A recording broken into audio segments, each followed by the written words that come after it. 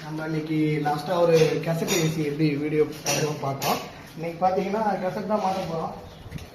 அதுக்கான பைப்பிங் இதை ஃபுல்லாக மாட்ட போகிறோம். நம்ம இதை ஃபுல்லாக மாட்ட போகிறோம் ஏசி. ஓகேவா? அதுக்கு பைப் போடணும். அதுக்கான மெட்டீரியல்லாம் பார்த்தீங்கன்னா எக்ஸ்ட்ரா பாக்ஸு என்ன தண்ணிக்கு போடுறோமோ அதுக்கான மெட்டீரியல் வந்துருக்குது. ஃபுல் சைட்டு இந்த ஃபுல் பில்டிங்குமே நம்ம தான் பண்ணுறோம்.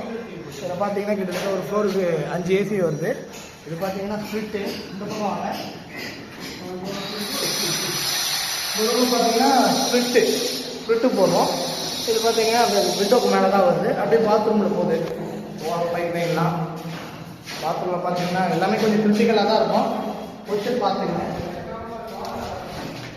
பாருங்கள், கன்சீல்ட் ஆகும். கொஞ்சோண்டு கன்சீல்ட் ஆகிட்டு மேலே அந்த இதில் போயிட்டு பீமுக்கு மேலேயே போயிடும். ஏன்னா பால் சீலிங் வர்றதுனால மேலே போகுது.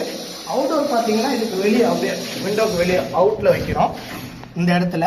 ஏன்னா ஏர் த்ரோ வெளியே போகணும் இல்லையா, அதனால நம்ம வந்து ஏர் த்ரோ வெளியே போகிற மாதிரி எல்லாமே நமக்கான ஆப்ஷனில் தான் கட்டி கொடுத்துருக்காங்க அப்படின்னு பார்த்துட்டோம். அகைன் பாருங்கன்னா நம்ம கெசட் பைப் லைன் பண்ணுவோம். இன்னைக்கு பார்த்தீங்கன்னா கெசட் பைப் லைன் தான் போட போகிறோம். Water line and pipe line. ஓகேங்களா? பார்த்து இதான் முக்கால் பைப்பு. பைப் திக்னஸ் பாருங்க எவ்வளோ திக்னஸ் இருக்கு.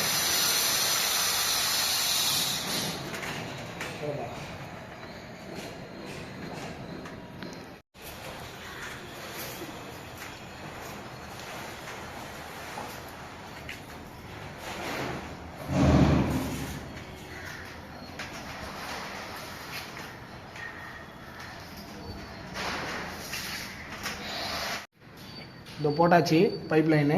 இது பார்த்தீங்கன்னா கெசட் ஏசிக்கு போட்டிருக்கிறோம். காலைல சொன்னோம் இல்லையா, அதுதான் வாட்டர் லைன் போடணும். பைப் லைன் மட்டும் இப்போ போட்டிருக்கோம். அடுத்து வாட்டர் லைன். ஓகேவா?